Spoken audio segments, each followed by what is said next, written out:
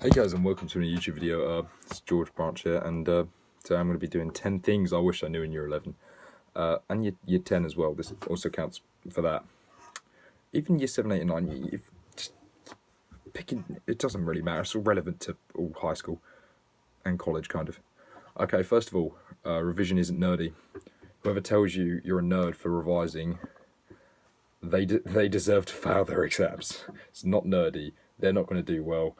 You're going to be the one that comes out with all the good grades, and they're going to be sitting there crying because they have to resit maths at a foundation level. Just make sure you actually revise, because even if you think it's nerdy, like, shut up, it's not nerdy. Like, the definition of a nerd is like someone that revises and tryhards a lot and is a bit just like kind of socially awkward. But what does that matter? They're going to do better. They're going to do better. They're going to do really well, in their exams. And if you're going to sit there and call them a nerd, you deserve to do a lot worse than what they do. So yeah, number 2 is talking to other people in class, that kind of stuff.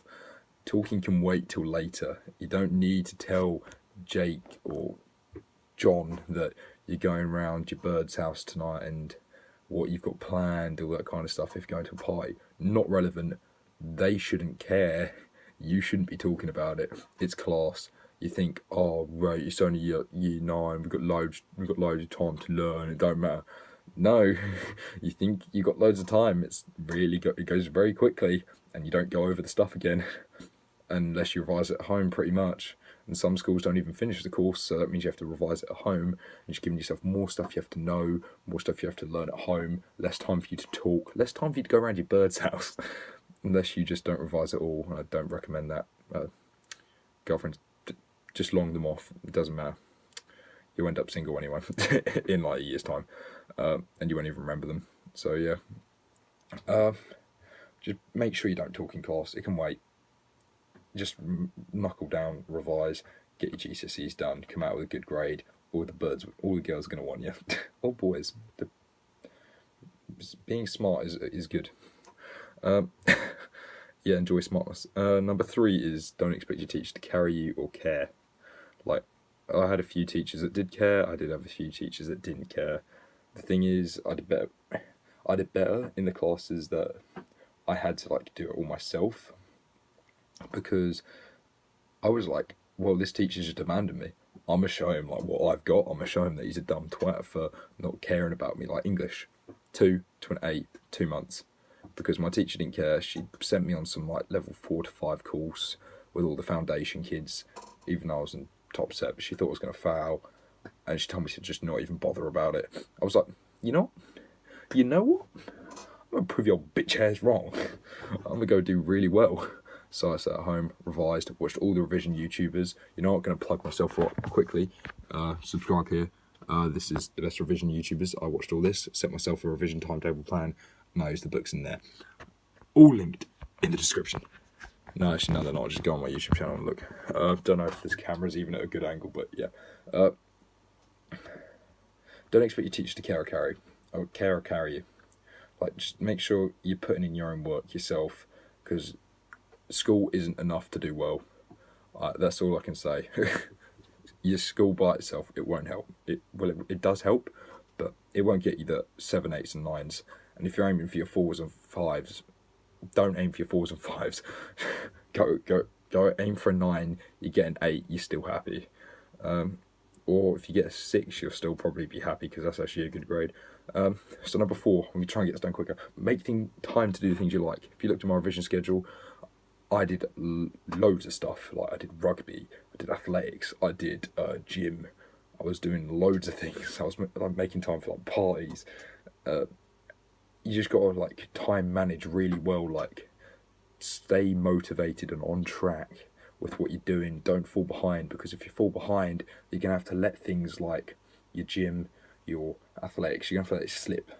Even though I've kind of quit athletics now, but you're just gonna have to let them go, because it'll be too much work, and you just missing out on a rugby session to catch up on your old work, on the work you're behind in. That you should do that. It always should come first. And because your GCSEs, you can resit, but that's really long. But like a rugby session, you can miss. A gym session, you can miss. A party, you can miss. What? You miss out on being in someone's Instagram photo. Who cares? So yeah, you can have time to do the things you like. You don't have to cancel everything and be depressed. just just remember that. Okay, it's number 5. You learn best by teaching others. So don't long off your dumb mate because he's not as intelligent as you.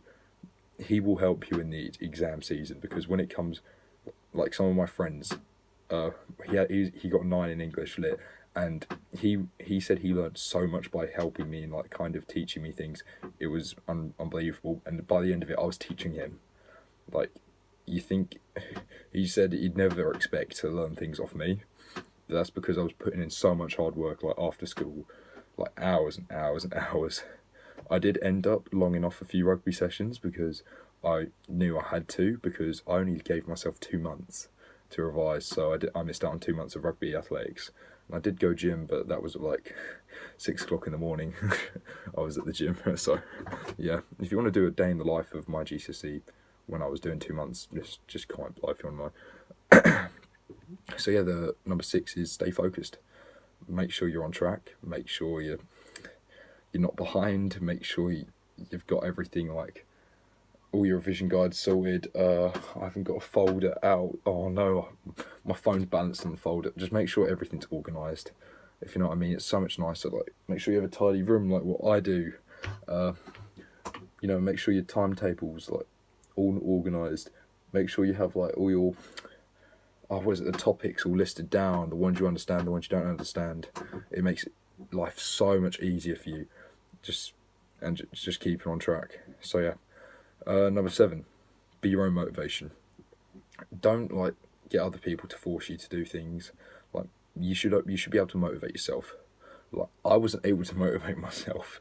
I don't know why, I just wasn't able to. So I had to rely on other people telling me I wouldn't do well to motivate me to do well. You don't need that.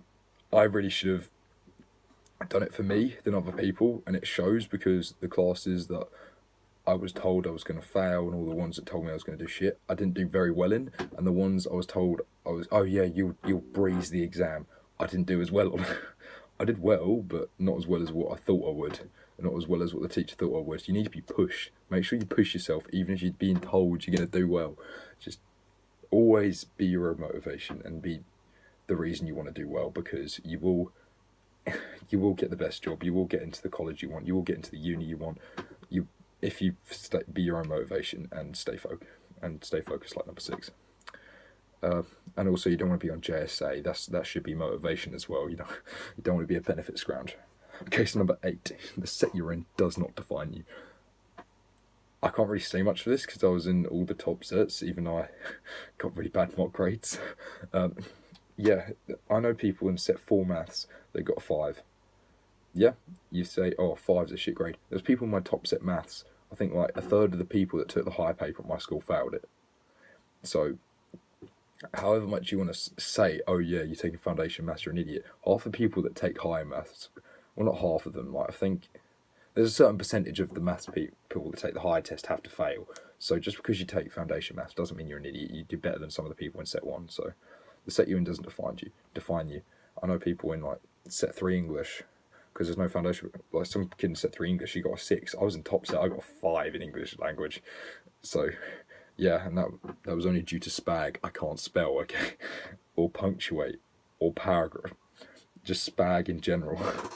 So yeah, okay, number 9. Mocks don't mean shit. Classic example of this. School teacher told me, he came up to me and went, I was looking at your mock target grades, and from mocks, like my target grade to mock to actual exam results, and he said he's never seen anything like it, and he's been teaching for like 20 years.